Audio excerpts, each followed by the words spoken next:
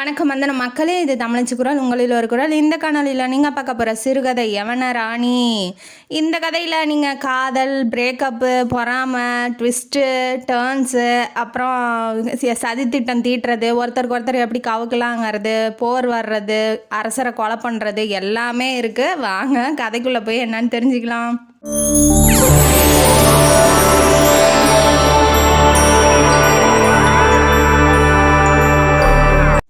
இந்த கதையோட ஆரம்பத்தில் புகார் நகரத்தில் இருக்க கடற்கரையை காமிக்கிறாங்க. கடற்கரை ரொம்ப அமைதியாலாம் இல்லை.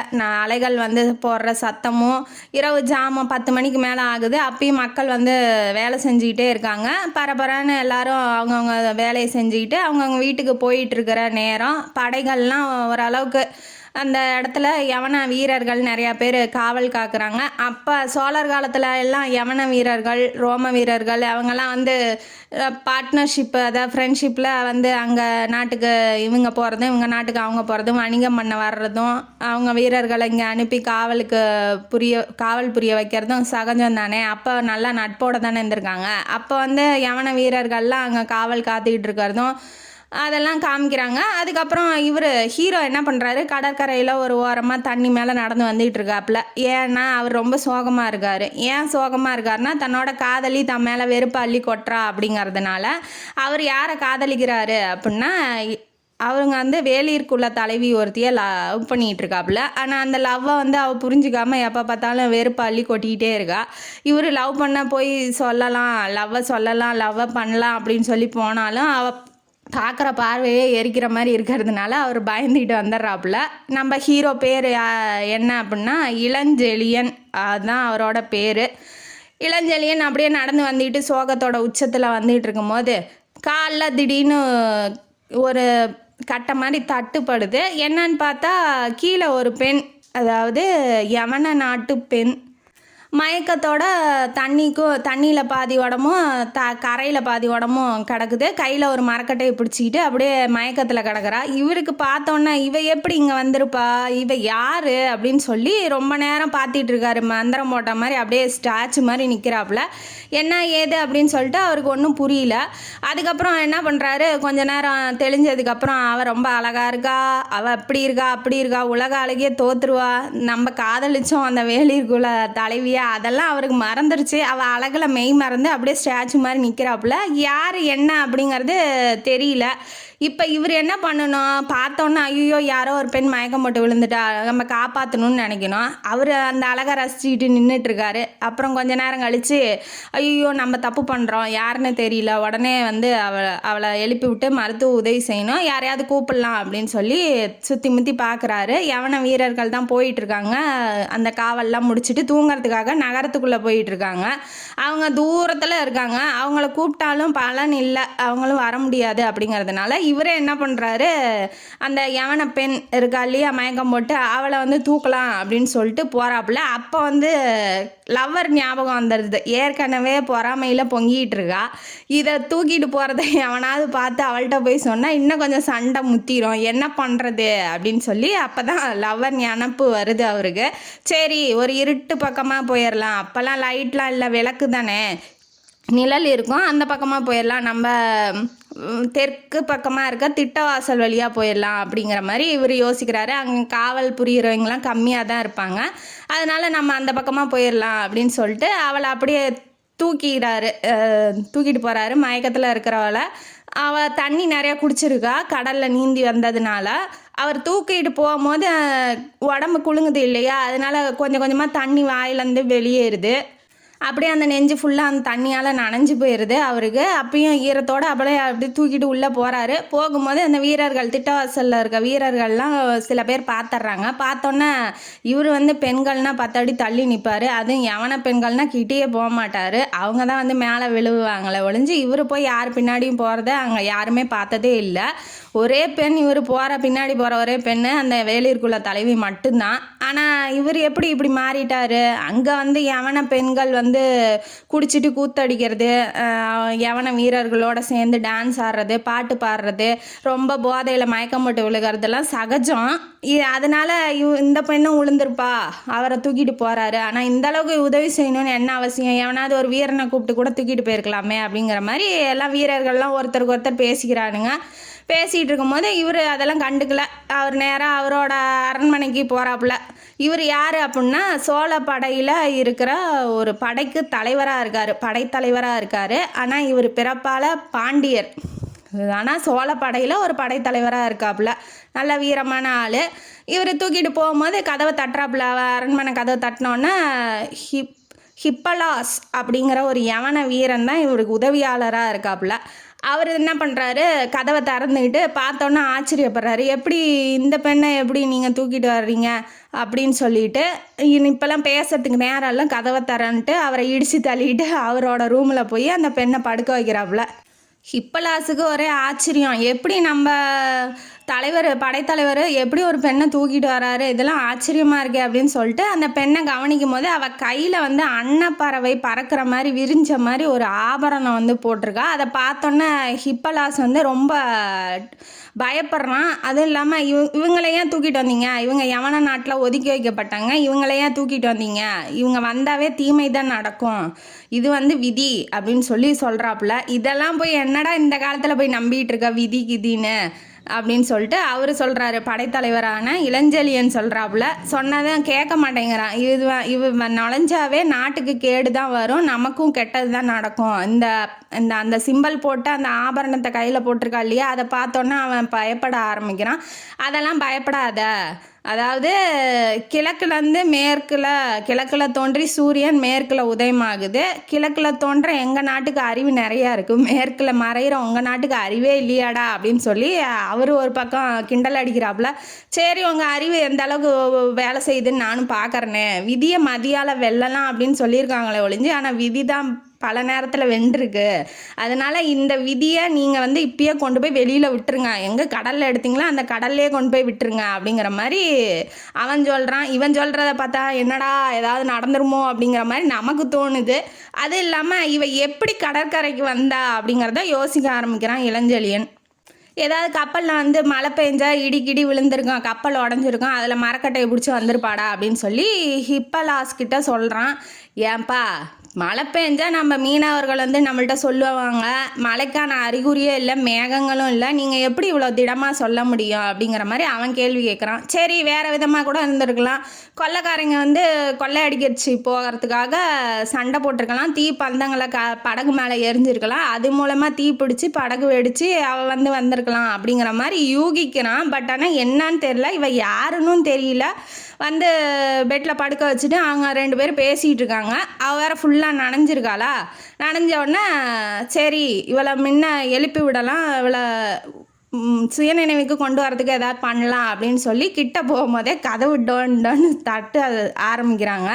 வந்துருச்சு, கெட்டது வந்துருச்சு, நீங்கள் போய் பாருங்கள், உங்களோட அறிவு எந்த அளவுக்கு வேலை செய்யுதுன்னு நானும் பார்க்குறேன்னு ஹிப்பலாஸ் வந்து ரொம்ப கிண்டலாக பேசினோன்னா இப்போ பேசுகிறதுக்கெலாம் நேரம் இல்லை, நீ எப்படி எந்த அளவுக்கு தாமதப்படுத்துறியோ போய் அந்த அளவுக்கு தாமதப்படுத்து, அவங்கள உள்ளே வர விடாமல். ஏன்னா இவ யார் என்னன்னு தெரியல, இப்போ இவளை தேடி வர்றதுக்கு நிறைய சான்ஸ் இருக்குது இல்லையா, இவ யாருன்னு தெரிஞ்சுக்கணும், இல்லை இவளுக்கு என்ன பிரச்சனைங்கிறது நம்ம தெரிஞ்சுக்கணும் இல்லையா, அதுக்கப்புறம் தான் நடவடிக்கை எடுக்க முடியும் அப்படிங்கிற மாதிரி அவ சொல்கிறாப்புல. சரின்னு சொல்லிட்டு ஹிப்பலாஸும் கீழே போய் கதவை திறக்காமல் மாடிக்கு போய் எட்டி பார்க்குறான். 2-3 தடவை கதவை தட்டினோன்னே கதவை தரங்கன்னு தட்டினோன்னே யாரும் திறக்கலை. யாருப்பாங்கன்னு மேலேருந்து சத்தம் கேட்கவும் அங்கே கதவை தட்டின காவலன் என்ன பண்ணுறான், யாருப்பா என்னப்பா வேணும் அப்படின்னு சொல்லி கேட்கும் போது காவலாளி என்ன சொல்கிறான், உடனே கதவை தரங்க, முக்கியமான செய்தி அப்படின்னும் போது என்ன செய்தி முதல்ல சொல்கிறா அப்படின்னு சொல்லிட்டு, ஏன்னா அவர் வந்து தாமதப்படுத்த சொல்லியிருக்காரு இல்லையா, அதனால அவன் கேட்குறான்.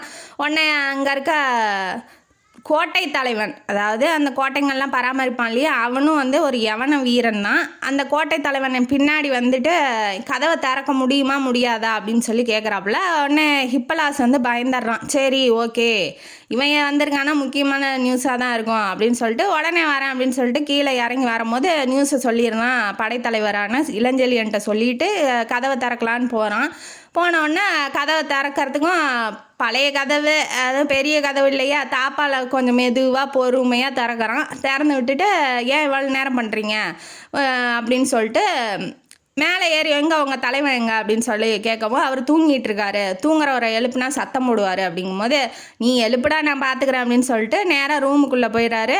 அவனை தள்ளிட்டு உள்ளே போயிடுறாரு. போனோடனே படுத்த மாதிரி நடிச்சிட்டு இருக்காப்புல தூங்குற மாதிரி இளஞ்செழியன். தலைவரேன்னு சொல்லி இன்னும் நடித்த உடனே அவர் என்ன பண்ணுறாரு, டென்ஷனாக எந்திரிச்சு உட்காரா. எத்தனை வாட்டி சொல்லியிருக்கேன் என்னை எழுப்பக்கூடாது அப்படின்னு சொல்லிட்டு எந்திரிச்சு உட்காராப்புல. ஓ கோட்டை தலைவரா, இங்கே என்ன பண்ணுறீங்க அப்படின்னு சொல்லி கேட்கும்போது நீங்கள் ஒரு பெண்ணை தூக்கிட்டு வந்தீங்களாமே, எவனை பெண்ணு அப்படிங்கும்போது யார் சொன்னது அப்படின்னு சொல்லி கேட்குறாப்புல. வீரர்கள்லாம் பார்த்துருக்காங்க. யார் வீரர்களா, நான் குடிச்சிட்டு பார்த்துருப்பான், அதை வந்து கேட்டுக்கிட்டு இருக்கேன் ஏன்ட்டா இந்த நேரத்தில் வந்து அப்படின்னு சொல்லி கேட்கவும், இல்லை நீங்கள் வந்ததை நான் பார்த்துருக்கேன், எங்கே அந்த பொண்ணு ஒழுங்காக சொல்லிடுங்க அப்படின்னு சொல்லவும், நான் தூக்கிட்டே வரலங்கிறேன், நீ ஏன்ட்ட வந்து கேள்வி கேட்டுட்டு இருக்க அப்படிங்கிற மாதிரி அவர் பேசுகிறாரு. முடிஞ்ச அளவுக்கு சமாளித்து பேசுகிறாரு. அப்புறம் கொஞ்சம் டென்ஷன் ஆகிட்டாப்புல. நீ முதல்ல என்கிட்ட வந்து கேள்வி கேட்குறதுக்கோ என்னை வந்து அரெஸ்ட் பண்ணுறதுக்கோ என் வீட்டுக்குள்ளே அத்துமீறி நுழையிறதுக்கோ உனக்கு யார் பர்மிஷன் கொடுத்தா அப்படிங்கிற மாதிரி கேட்குறாப்புல. இத்தனை தப்பை பண்ணிவிட்டு வந்து நீ என்கிட்ட கேள்வி கேட்டுக்கிட்டு இருக்கா அப்படிங்கும்போது, சரி எப்படியா இருந்தாலும் நீங்கள் மாட்ட தான் போகிறீங்க அப்படின்னு சொல்லிட்டு அவங்க வந்து சாபக்கேடு மாதிரி அவங்க வந்தாவே தீமை தான் நடக்கும் அப்படிங்கிற மாதிரி அவனும் சொல்கிறான். நான் சொன்னல தலைவரேன்னு ஹிப்பலாசுன்னு சொல்ல ஆரம்பிக்கிறாப்புல. உடனே போகும்போது வெளிச்சத்தில் அவளோட ஆபரணம் கையில் இவன் ஒளிச்சு வைக்கும் போது அவளை கையில் இருக்க ஆபரணம் கண்டு அந்தாண்ட விழுந்திருக்கான். அந்த அன்னப்பறவை மாதிரி இருக்கும் இல்லையா, விழுந்தவும் இந்த ஆபரணம் எப்படி இங்கே வந்துச்சு அப்படின்னு சொல்லி கேட்குறான். இது என்ன கொடுமையாக இருக்குது, இது பெரிய அதாவது அந்த காலத்தில் தங்கம் இதெல்லாம் வந்து ரொம்பலாம் மதிப்பு மிக்கதா, அதுக்காக உயிரை விடலாம் அப்படிங்கிற மாதிரிலாம் இல்லை. சாதாரணமாக பயன்படுத்துகிற ஒரு பொருள் மாதிரி தான் தங்கமும் இருந்தது. அதனால் இது ஒன்றும் பெரிய விலை மதிப்பு இல்லாதெல்லாம் இல்லை. இதை போய் திருடிட்டு நீ என்ன பழி போடுறியா அப்படின்னு சொல்லி அதுக்கும் கேள்வி கேட்குறாப்புல. இல்லை இது அந்த பெண்ணோடது தான். அந்த பெண்ணை வந்து கூட்டிகிட்டு வந்தது டைபீரியஸ், அதாவது கடற்படையில் வல்லவன். அவன் யவன வீரர்கள்லே கடலில் போர் புரியறதுல மிகச்சிறந்தவன். அவன் வந்து நேர்த்தியானவன். சிரிப்பை மூஞ்சில் காமிச்சிட்டு அப்படியே கொல்லும். வாழைப்பழத்தில் ஊசி குத்துற மாதிரி குத்துவான். அது இல்லாமல் அவன் கொடூரமானவன். நிறைய பேர்த்துக்கிட்டலாம் தன்னோட தந்திரத்தின் மூலமாக நிறைய படைகளையும் நிலத்தையும் வென்றிருக்கான். அப்படிங்கிற மாதிரி அவன் கூட்டிகிட்டு வந்த யவன பெண்ணை நீங்கள் கூட்டிகிட்டு வந்து வச்சுருக்கீங்க, இதனால் பிரச்சனை வரும் பின்னாடி அப்படின்னு சொல்லவும், டைபீரியஸ்னு பேர் கேட்டவொன்னே இந்த ஹிப்பலாசும் யவன வீரன் தானே, அவன் ஷாக் ஆயிடுறான். என்ன தலைவரே அப்படின்னு சொல்லிட்டு, அவன் பெரிய ஆள் தலைவரே, என்ன இப்படி பண்ணிட்டீங்க அப்படிங்கிற மாதிரி அவன் கண்ணிலே பதில் சொல்கிறான். அதுக்கப்புறம் இந்த நகையினால் வேணா நீ எடுத்துக்கிட்டு போ, எனக்கு ஒன்றும் இது தேவையில்லைங்கும் போது அந்த பொண்ணு அங்கே தான் இருக்கான்னு கன்ஃபார்மே பண்ணிடுறான் கோட்டை தலைவன். உடனே ஹிப்பலாஸுக்கு 2 வீரர்களை விட்டு கழுத்தில் கத்தி வைக்க சொல்லிடுறான். அவன்கிட்டையும் சண்டை போடுற மாதிரி போகவும் இவர் வந்து டென்ஷன் ஆகிடுறாரு. கொஞ்சம் அமைதியாக இருந்துட்டு ஹேண்டில் பண்ணுறாரு. இங்கே பாரு, நான் எந்த பொண்ணையும் தூக்கிட்டு வரல அப்படின்னு பேசிகிட்டே வந்து தன்னோட வாளை எடுத்து கோட்டை தலைவன் கழுத்தில் வச்சிட்றாப்புல டைம் பார்த்து. நீங்கள் இப்போ வெளியில் போகல அந்த வீரர்களை கூட்டிகிட்டு அப்படின்னா வீரர்கள் இருப்பாங்க, நீங்கள் இருக்க மாட்டீங்க அப்படின்னு சொல்லிட்டு வைக்கவும், அந்த வீரர்கள்ட்ட இருக்க ஆயுதத்தெல்லாம் பிடுங்கிட்டு ஹிப்பலாஸ் வந்து வெளியில் அனுப்பிச்சி விட்றான். கடைசியாக கோட்டை தலைவனோட கழுத்தை நெரிச்சு பிடிக்கும் போது அவன் என்ன சொல்லிடுறான், நீ வந்து நான் இப்போ செஞ்ச செயலுக்கு, அதாவது கோட்டை தலைவன் சொல்லலை, இப்போ படைத்தலைவரான இளஞ்செழியன் சொல்கிறாரு. என்ன சொல்கிறாருன்னா, நான் இப்போ செஞ்ச செயலை நீ யார்கிட்ட, டைபீரியஸுக்கிட்ட கூட போய் சொல்லிக்கோ, எனக்கு கவலை இல்லை, இல்லை சோழகுல அரசன்கிட்ட கூட போய் சொல்லிக்கோ, எனக்கு கவலையே இல்லை அப்படின்னு சொல்லும் போது, அரசர் இருந்தால் தானே, அரசர் தான் இறந்து போயிட்டாரு, அவரோட மகனான திருமாவளவனும், அதாவது இளஞ்சேட் சென்னி அப்படிங்கிறவர் சோழகுலத்தை ஆட்சி செஞ்சுக்கிட்டு இருக்காப்புல, அவரோட மகன் திருமாவளவன் அவனும் மறைஞ்சிட்டாரு, அவரும் வந்து இப்போ ஆள் அட்ரஸே இல்லை, எங்கேயோ தொலைஞ்சு போயிட்டாருங்கிற மாதிரி இவன் சொல்லவும் அவன் ஷாக் ஆகிட்டான். இளஞ்செழியன், என்னடா சொல்கிறீங்க, ஒரு நைட்டுக்குள்ளே ஒரு ட்விஸ்ட்டு வரலாம், இத்தனை ட்விஸ்ட்டு வருது, அவன் என்னமோ இவளை கெட்டவங்கிறான், அவளால் அவளால் தீமை வருங்கிறான், தீமை வருங்கிற மாதிரி உண்மையிலேயுமே இவன் ராஜா செத்துட்டாரு, இளவரசரும் ஓடிட்டாருங்கிறான். இப்போ ஒன்றும் புரியல. நம்ம இளஞ்செழியனுக்கு ரொம்ப கன்ஃபியூஸ் ஆன மாதிரி நிற்கிறாரு. நீ சொன்னது உண்மை இல்லை அப்படின்னா நீ அவ்வளோதான் அப்படிங்கும்போது, உண்மையா இல்லையான்னு நாளைக்கு தெரிய வரும் உங்களுக்கு. யவன வீரர்கள்லாம் ரெடியாக இருக்காங்க, நீங்கள் இனிமேட்டு தப்பிக்கவே முடியாது அப்படிங்கிற மாதிரி அவன் மிரட்டிட்டு, நீ இப்போதைக்கு போ, நான் வந்து எப்படி படையை திரட்டணும், எப்படி என் நாட்டை பாதுகாக்கணும்னு எனக்கு தெரியும் அப்படிங்கிற மாதிரி அவனை அமுச்சு விட்டுறாங்க. ஆனால் அந்த பெண் அங்கே இருக்கா அப்படிங்கிறது கோட்டை தலைவனுக்கு தெரிஞ்சு போயிடுச்சு. இப்போ அவனை கிளப்பி விட்டுட்டு இவங்க 2 பேரும், யார், அந்த ஹிப்பலாஸும் இளஞ்செழியனும் ஒருத்தருக்கு ஒருத்தர் பேசிக்க ஆரம்பிக்கிறாங்க.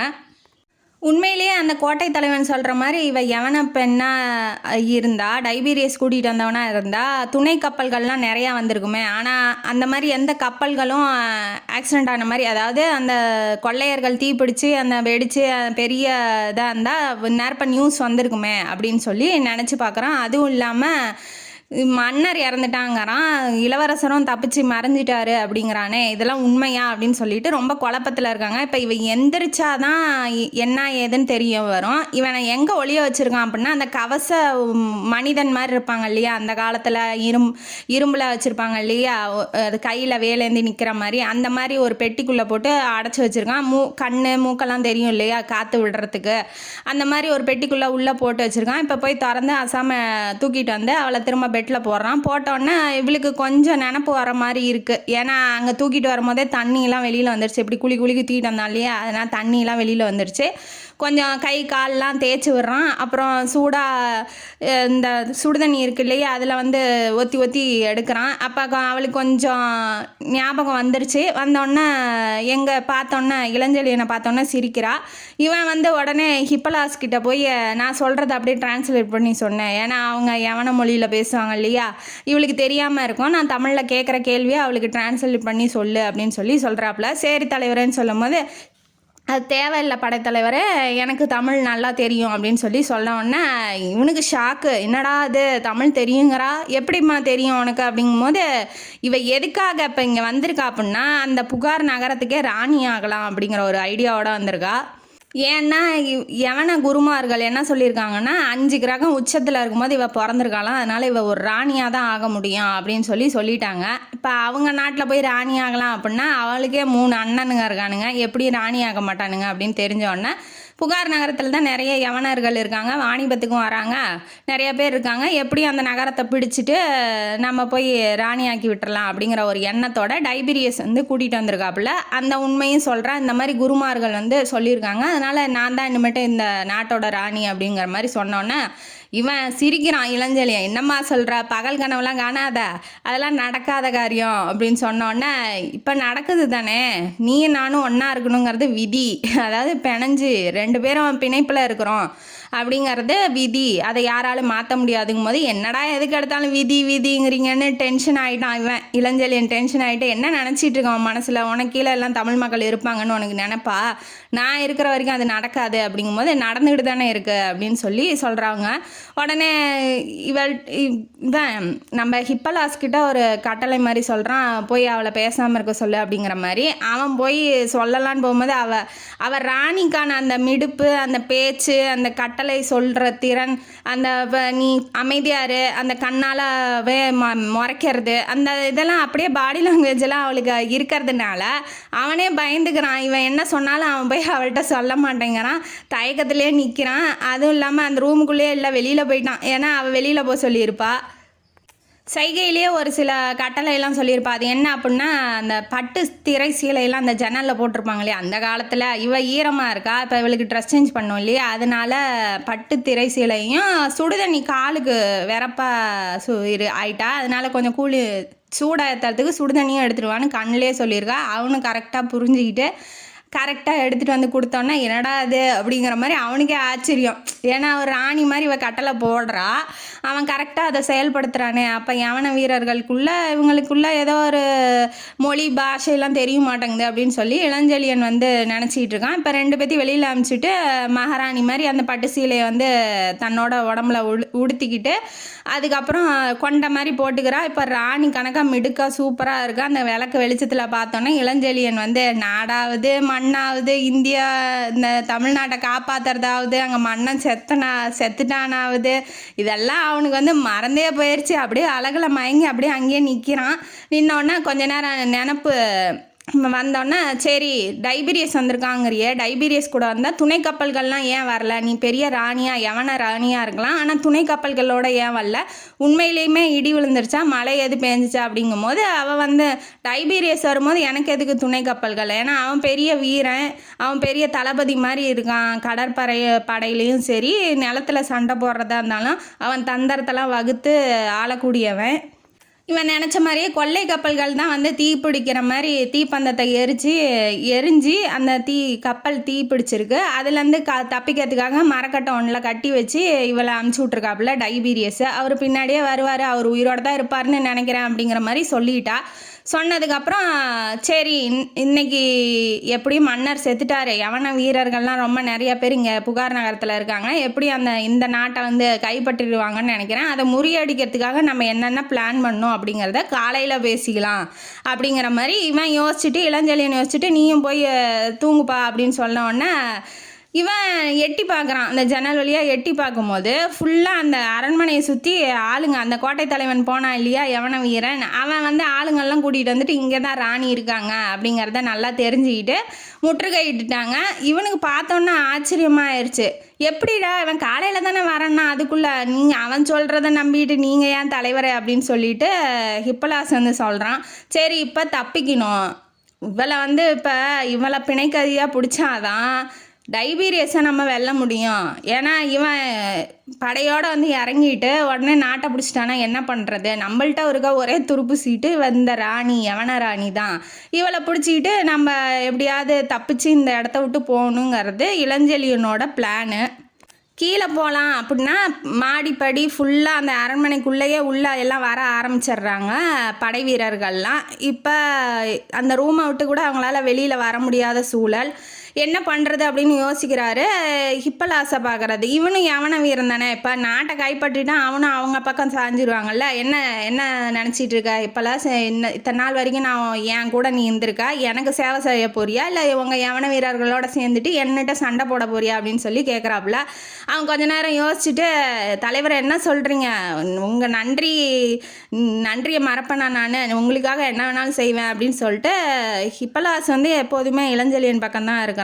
இப்போ என்ன பண்ணுறாங்கன்னா விளக்கு தொங்கிட்டு இருக்க விளக்கு அந்த ரூமுக்குள்ளே இருக்கு இல்லையா, விளக்கு என்ன பண்ணுறாங்க ஒரு பக்கமாக மாட்டிட்டு இருட்டு பக்கமாக இவங்க வந்து ஒளிஞ்சிக்கிறாங்க. ராணி வந்து சத்தம் போட்டு நான் இங்கே இருக்கேன் என்னை காப்பாற்றுங்க அந்த மாதிரி எந்த விதமான ஆட்சேபனையும் தெரிவிக்கல. ஏன்னா ராணி வந்து இளஞ்செழியனை பார்த்தோன்னே ரொம்ப பிடிச்சிருக்கு அவளுக்கு, அதனால் எந்த விதமான ஆட்சேபனையும் அவள் தெரிவிக்கலை, எந்த கூச்சலும் போடலை. அவளும் போய் ஒளிஞ்சிக்கிறா, ஒரு பக்கமாக ஒளிஞ்சிக்கிட்டு. இப்போ ரூமுக்குள்ளே நுழைஞ்சானுங்கன்னா என்ன பண்ணுவானுங்கன்னா வெளிச்சம் இருக்க பக்கம் தான் போவாங்க, நம்ம இருட்டிலேருந்து தாக்கி வெளியில் போயிடலாம் அப்படிங்கிற மாதிரி யோசனை. பட் ஆனால் அவன் வெளியிலேருந்து வீரன் என்ன சொல்கிறான், நீ போய் வெளிச்சம் பக்கம் இருக்கிற விளக்க எடுத்துகிட்டு வா அப்படின்னு சொல்லவும் நம்ம இந்த பக்கம் காமிச்சா நம்ம இங்கே இருக்கிறது தெரிஞ்சிருங்கன்னு உடனே பாஞ்சி தாக்குறாப்புல இளஞ்செழியன் தாக்கிட்டு வெளியில் வந்துடுறாங்க ரூம் அவுட்டு. ஹிப்பலாஸ்கிட்ட என்ன சொல்கிறாரு, அந்த மாடிப்படி வழியாக அந்த பக்கம் அந்த மரத்து வழியாக கீழே இறங்கி குதிரை கோட்டையிலேருந்து 2 குதிரையை பிடிச்சிட்டு வந்துரு அப்படிங்கிற மாதிரி, கோட்டை பக்கம் அந்த வழியாக வந்துரு, பின்வாசல் வழியாக வந்துரு அப்படிங்கிற மாதிரி இவர் சொல்கிறாரு. அவன் மேலே ஏறி வீரர்கள் வர்றதுக்குள்ளே அவன் எகிரி ஊச்சி போயிடுறான். இப்போ இவங்க 2 பேர் இருக்காங்க, இவனும் முடிஞ்ச அளவு அந்த மாடிப்படியிலேருந்து இறங்கி வர வீரர்களை வெட்டி சாய்ச்சிக்கிட்டே வரான். வந்தோடனே வால் ஃபுல்லாக ரத்தம். இப்போ என்ன பண்ணுறா, கூடத்தில் ஃபுல்லாக நிற்கிறானுங்க. இப்போ எப்படியும் இவன் கீழே வருவான், கோட்டை தலைவனோட பிளானு எப்படியும் கீழே வருவான், பிடிச்சிடலாம் அப்படிங்கிற மாதிரி. இவன் இறங்கி வரும்போதே கரெக்டாக அந்த கில்லி படத்தில் த்ரிஷா கழுத்தில் விஜய் கத்தி வைக்கிற மாதிரி யவன ராணி கழுத்தில் வந்து இளஞ்செழியன் கத்தி வச்சுட்டு இப்போ என் மேலே தாக்குனீங்கன்னா உங்கள் ராணி க்ளோஸு நினச்சி பார்த்துக்கோங்க அப்படிங்கவும் எல்லாம் கத்தி வால்லாம் கீழே போட்டுடுறாங்க. இவன் பாட்டுக்கு வெளியில் வந்தோடனே குதிரையோட அவன் ஹிப்பலாஸ் வந்தோடனே மின்னல் வேகத்தில் அந்த படையில் நுழைஞ்சி வெளியில் போயிடுறானுங்க. இவங்க பின்னாடியே துரத்திட்டு வந்த பல பேர் வந்து இவங்க எப்படியும் அந்த துறைமுகம் பக்கமாக தான் போவாங்க. ஏன்னா இவனோட படை இப்போ இவன் சண்டை போடணும் அப்படின்னா படை வேணும். அந்த படை எங்கே இருக்குது அப்படின்னா காவேரிக்கு தாண்டி அந்த பக்கத்தில் அந்த ஆத்தங்கர அக்கறையில் இருக்குது. இவன் எப்படியும் தாண்டி தான் போயாகணும். அதனால் அப்படின்னு இந்த பக்கம் வரணும்னு அங்கே நிறைய பேர்த்த கூச்சி வச்சுருக்கான் டைபீரியஸு. நம்ம போய் தப்பிக்கிச்சு இந்த யவனராணியை பத்திரமா வச்சுக்க வேண்டிய ஒரே இடம் வந்து பிரம்மானந்தர் அவர் பேர். அவர் வந்து ஒரு மடம் மாதிரி வச்சு மடத்தில் இருக்காப்புல. அந்த மடம் வந்து காட்டுக்குள்ளே இருக்குது. அங்கே போயிட்டா யாருக்கும் தெரியாது அப்படிங்கிற மாதிரி இளஞ்செழியனோட பிளானு. இப்போ நேராக துறைமுகத்துக்கு போக வேண்டிய குதிரையை திருப்பி காட்டு பக்கமாக இப்போ உள்ளே போகிறாரு ராணியை கூட்டிக்கிட்டு. உள்ளே போகும்போது இப்பலாஸ்கிட்ட என்ன சொல்கிறாரு, நீ அந்த பக்கமாக வந்துரு, ஒரே அடியாக போனால் எல்லாம் மாட்டிக்குவோம், நீ அந்த பக்கமாக என்ன நடக்குது அப்படின்னு சொல்லிட்டு கண்காணிச்சிட்டு வேறு வழியாக வந்துரு, நான் இந்த வழியாக போகிறேன் அப்படிங்கிற மாதிரி குதிரையை ஒப்படைச்சிட்டு இவங்க 2 பேரும் நடந்து போகிறாங்க. நடந்து போகும்போது அவளுக்கு கஷ்டமாக இருக்குது. ராணி அந்தவ மெத்தையில் படுத்தவ வாழ்ந்தவ நல்ல சௌகரியத்தோடையும் இருந்தவ இப்போ கல் முள் மலைகள்லாம் தாண்டி போகிறா. அவளுக்கு கஷ்டமாக தான் இருக்குது. இருந்தாலும் அவனுக்காக அமைதியாக தான் போகிறா. எந்த விதமான அப்ஜெக்ஷன்லாம் பண்ணல. அவரோட மடத்தை அடைஞ்சிட்றாங்க. அடைஞ்சோடனே கதவும் திறந்தா இருக்குது, எப்படியும் பூட்டெல்லாம் இல்லை, திறந்து இருக்கேன். இவங்க உள்ளே நுழையும் போது உள்ளே பிரம்மானந்தர் என்ன பண்ணுறாருன்னா உள்ளே ஒருத்தங்களோட பேசிகிட்டு இருக்கிறத பார்த்துட்டு இவர் வெளியிலே நிற்கிறாரு. இவர் பார்த்துட்றாரு, யார் அந்த அடிகள் சாமியார் வந்து பார்த்துட்றாப்புல. நம்ம வந்து சாமியார்னே கூப்பிடலாம், ஏன்னா பிரம்மானந்தர் அப்படிங்கிறது டக்குன்னு வரமாட்டேங்குது. அந்த சாமியார் என்ன பண்ணுறாரு அப்படின்னா இப்போ தான் துறவரத்தில் ஈடுபட்டிருக்காரு. அதுக்கு முன்னாடி அரசியல் பற்றின பல விதமான சாணக்கியத்தனமான ஐடியாஸ்லாம் இவருக்கு நிறையா வரும். துறவரத்தை கொஞ்சம் கொஞ்சமாக துறக்கலாம், அதாவது மேற்கொண்டு எந்த விதமான பற்றும் இல்லாமல் வாழலாம் அப்படின்னு இப்போ கத்திக்கிட்டு இருக்காப்புல. இவர் வந்து பார்த்துட்டாரு, என்ன படைத்தலைவர் இந்த நேரத்தில் அப்படின்னு சொல்லிட்டு வெளியில் வரும்போது யவன ராணி பக்கத்தில் நின்றுட்டுருக்கா. அவளை பார்த்தோன்னா அவன் அப்படியே மயங்கிடுறான் அழகில். என்னடா அது தேவதை இறங்கி வந்த மாதிரி இருக்கே அப்படிங்கிற மாதிரி. இவன் வந்து யார் கூட பேசிகிட்டு இருந்தாரு அப்படின்னு சொல்லி இவனுக்கு ஒரு டவுட் ஆயிடுது. உள்ளேருந்து யார் வர அப்படின்னு பார்த்தோன்னே இவன் ஸ்டன் ஆகிட்டான். யார் அப்படின்னா வேறு யாரும் இல்லை, லவ்வரு, அதாவது வேலிற்குள்ள தலைவி. அவள் பேர் பூவழகி. அவளை தான் லவ் பண்ணிகிட்ருக்கா. பத்தாதுங்க முறமாமன் வேற இவன், அக்காவோட பொண்ணு அது. இவன் வந்து யார் கண்ணில் படக்கூடாது, ராணி யாரை வந்து அவள் பார்க்கவே கூடாதுன்னு ஒளிச்சு மறைச்சி மாளிகைக்கு கூட்டிகிட்டு போய் இந்த கூத்தெல்லாம் நடந்துச்சோ, அவளே வந்து நேராக வந்து நின்று இவளை கையை வேற பிடிச்சிட்டு இருக்கானா. இவளை பார்த்தோன்னே கையை விட்டுறான். அவனுக்கு கை கால் உடம்பெல்லாம் நடுக்கல் எடுக்குது, ஏன்னா லவ்வர் பார்த்துக்கிட்டு முறைச்சிக்கிட்டு இருக்கா. இவ கையை பிடிச்சிக்கிட்டு இருக்கான். இவளுக்கு ஆல்ரெடி சண்டை பிரச்சனை இவங்களுக்குள்ள. அது என்ன கதை அப்படின்னா முறப்பையன்தான் அப்படிங்கிறதுனால அப்பா, அதாவது பூவழகியோட அப்பா ரொம்ப பாசமாக சின்ன வயசுலேருந்தே இளஞ்செழியனை வளர்த்துருப்பாப்புல. அவருக்கு வந்து ரொம்ப பிடிக்கும். சரி தன்னோட பொண்ணையும் கல்யாணம் பண்ணி கொடுக்கலாங்கிற ஒரு எண்ணம் தான். எல்லாருமே ஒரே மாளிகையில் தான் இருந்திருக்காங்க. அவங்க அப்பா பேர் மாரப்ப வேலு. அவரும் சோழ படைத்தலைவராக தான் ஒரு பகுதியை வேலூர் குளத்தை ஆண்டுக்கிட்டு இருக்காப்புல ஒரு பகுதியை. அப்போ வந்து என்ன நடக்குதுன்னா இவங்க 2 பேரும் ஒன்று முன்னா தான் வளர்ந்துருக்காங்க. சின்ன வயசுலேருந்தே கூட நல்லா பேசி பழகுனவ. ஒரு ஏஜுக்கு மேலே கொஞ்சம் டிஸ்டன்ஸ் மெயின்டைன் பண்ணுவாங்க இல்லையா, அந்த மாதிரி மெயின்டைன் பண்ணுறா. அவளுக்குள்ளும் பெண்மை, நானும் பெண் தானே அப்படிங்கிற ஒரு உணர்ச்சி எல்லாம் வருது. அதனால என்ன பண்ணுறான்னா இளஞ்செழியன் வந்து தனக்கு மட்டும்தான் அப்படிங்கிற ஒரு அன்பு, ஏகப்பட்ட எல்லையற்ற அன்புனால பொறாமல் வந்துடுது. இப்போ இவன் கடற்படையில் கப்பலை வேகமாக ஓட்டக்கூடியவன். அதெல்லாம் போட்டி வைக்கும் போது ப்ரைஸ் வின் பண்ணிட்டு வரும்போது என்ன பண்ணுவான், அந்த யவன பெண்கள்லாம் சும்மா இல்லாமல் அவன் மேலே போய் விழுந்து அவனுக்கு மாலை போடுறேன்னு பொட்டு வச்சு விட்றேன்னு தேவையில்லாத வேலையெல்லாம் பண்ணும்போது இவளுக்கு டென்ஷன் ஆகுது. எப்படி அவளுங்கெல்லாம் போய் அவனை தொடலாம் அப்படிங்கிற மாதிரி. அதனால முறப்பா. பத்தாதுக்கு இவன் வந்து இந்த போர் வீர தீர செயல்கள்லாம் செஞ்சுட்டு வெற்றி பெற்றுக்கிட்டு வரும்போது நம்ம தமிழக பெண்கள்லாம் பார்த்து ஒரு மாதிரி நாணத்தில் அழகாக வர்ணிப்பாங்க இல்லையா, போய் விழுகிறதெல்லாம் இல்லை, அழகாக வர்ணிப்பாங்க. அந்த மாதிரி அவள் காது படையெல்லாம் பேசவும் அதனால ஒரு டென்ஷன், வெறுப்பு. இவர் எப்படி போய் இப்படிலாம் பண்ணலாம் அப்படிங்கிற மாதிரி. என்னமோ அவனே பண்ணுற மாதிரி. அவங்க வந்து விழுந்தா இவன் என்ன பண்ணுவான், அதை புரிஞ்சிக்க மாட்டேங்கிறா. அதுக்கப்புறம் என்ன பண்ணுறான்னா இவன் படையில் மட்டும்தான் எல்லா குலமும், அதாவது யவன ரோமர் மற்றபடி இந்த சோழ பாண்டிய வீரர்கள் எல்லாருமே வந்து கலந்து இருப்பாங்க. எல்லார்கிட்ட இருக்கிற தனித்திறமையெல்லாம் என்னென்னு பார்த்து அவங்களுக்கு தகுந்த பயிற்சி அளித்து அவங்கள முன்னேற்றி விடுவான். சீக்கிரமாக அவங்களாம் பணக்காரம் ஆயிடுவாங்க. அந்த மாதிரி இவன் படை வந்து ஒரு சிறப்பான படை அப்படிங்கிறதுனால அவளுக்கு ஏன் தேவையில்லாமல் இவனுங்கெல்லாம் சேர்த்து வச்சுக்கிட்டு இருக்காரு படையில், இவளால் பிரச்சனை வரலாம் இல்லையா? இப்போ நாளைக்கே வேற ஒருத்தன் டாமினேட் ஆகிட்டான், இவனுக்கு குழி பறிக்கலாம் அப்படிங்கிற மாதிரி இவன் நினச்சிக்கிட்டு இருக்கா. எல்லாமே நெகட்டிவாக நினைக்கிறா, அவன்கிட்ட ஒரு பாசிட்டிவ் கூட இல்லை அப்படிங்கிற மாதிரி. பட் ஆனால் உள்ளூர் அவள் ரொம்ப லவ் பண்ணுறா, ஏன்னா தனக்கு தான் வேணும் அப்படிங்கிற ஒரு காரணத்தினால இந்த வெறுப்பு வந்திருக்கு. ஆனால் அது எதனால் வந்துச்சு அப்படிங்கிறத அதை பெருசாக நினைக்க மாட்டேங்கிறா. பார்த்தோன்னே அவன் கையை விட்டுறானா. இப்போ ஒரு நாள் என்ன ஆகுது அப்படின்னா, அந்த மாளிகையில் இளஞ்செழியன் இல்லை, அதாவது பூவழகி மாளிகையில் இல்லை. ஏன் அப்படின்னா, ஒரு நாள் என்ன பண்ணுறான், ஜெயிச்சுட்டு வெற்றி மாலை பரிசு மாணிக்க கற்கள்லாம் நிறைஞ்ச ஒரு மணிக்கற்கள்லாம் நிறைஞ்ச கலர் கலராக இருக்கும் இல்லையா, அந்த மாதிரி ஒரு மாலையை பரிசளிச்சிருக்காரு மன்னர். அதை எடுத்துகிட்டு வந்து தன்னோட மாமா பொண்ணுக்கு, அதாவது அக்கா பொண்ணுக்கு கொடுக்கலாம் அப்படின்னு சொல்லிட்டு வராப்புல. யாரும் இல்லை.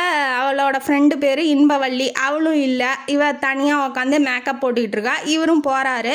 போயிட்டு இந்தா நான் வெற்றி பெற்றுட்டேன், இந்தா உனக்கான பரிசு அப்படின்னு சொல்லி கொடுக்கும்போது இவளும் ஆசையாக சரி மாமா கொடுக்குறாரு, இவளும் லவ் பண்ணுறா இல்லையா அப்படிங்கும்போது இவளும் கிட்ட வரா. 2 பேரும் ஹக் பண்ணிக்கிறாங்க. அதுதான் முதல்ல பண்ண ஹக்கு. அதுக்கப்புறம் கன்னத்தை பிடிச்சி வருடுறாரு. இந்தா அப்படின்னு சொல்லி கொடுக்கும்போது இவ மார் மேலே சாயறா இல்லையா, அதில் ஒரு குங்கும பொட்டு இருக்குது. இவ டென்ஷன் ஆகிட்டா. நீங்களாம் திருந்தவே மாட்டீங்க, நீங்களாம் என்ன ஜென்மனே எனக்கு தெரியல. அதுவும் இல்லாமல் அந்த தாடியில் கொஞ்சம் கொஞ்சம் குங்குமம் அந்த மாதிரி தெளிச்சிருக்க மாதிரி இருக்கு. இவ உடனே டவுட் ஆகிட்டா. ஆல்ரெடி அந்த பொண்ணுங்கள்லாம் போய் விழுகிறத பார்த்துருக்கா இல்லையா, இந்த மாதிரி போய் பண்ணிட்டு வந்திருக்கீங்க, அது இந்திர விழாவா, அது இல்லை வேறு ஏதாவது விழாவா அப்படிங்கிற மாதிரி ஒரு மாதிரி டென்ஷன் ஆகி கத்துனோன்னா இல்லை நான் சொல்கிறத கேளு அப்படிங்கிற மாதிரி அவர் சொல்ல வராரு. வேண்டாம் நீங்கள் முன்ன வெளியில் போங்க அப்படிங்கிற மாதிரி கத்த ஆரம்பிச்சிட்டா. அப்போதைக்கு அவர் வெளியில் வந்துட்டார். அங்கே என்ன நடந்திருக்குன்னா, ஒரு பொண்ணு மயக்கம் போட்டு விழுந்திருப்பா, அதை தூக்கிட்டு போய் காப்பாற்றலாம் அப்படிங்கும் போது அவள் இப்படி சாயறா இல்லையா, அப்போ அது ஒட்டியிருக்கும். ஆனால் இவள் தப்பாக நினச்சிட்டு இருக்கா. அதையும் சொல்லி பார்க்குறான், ஆனால் அவள் கேட்க மாட்டேங்கிறா. ஒரு வாரமாக மூஞ்ச திருப்பி வச்சுக்கிட்டு இருக்கா. இவனையும் பார்க்க மாட்டேங்கிறா. இவன் வலுக்கட்டாயமாக ரூமுக்குள்ளே நுழைய போகிறேன், என்ன பதில் கேட்டுட்டு வா அப்படின்னு சொல்லி இன்பவள்ளிக்கிட்ட கேட்கும் போது அவங்க அப்பா வந்துடுறாரு. வேண்டாம்ப்பா, இந்த வேலையே வேண்டாம், நீ பெரிய பையனாயிட்டா, அவளும் பெரிய பொண்ணாயிட்டா, அதனால ஒரே வீட்டில் இருக்க வேண்டாம், நீ போப்பா. அதாவது பொண்ணை சொல்லி அமுச்சு விட்ருக்கா, வேண்டாம் அவர் இந்த வீட்டில் இருக்க வேண்டாம் அப்படிங்கிற மாதிரி. அதை அப்பங்காரன் செயல்படுத்துகிறான்.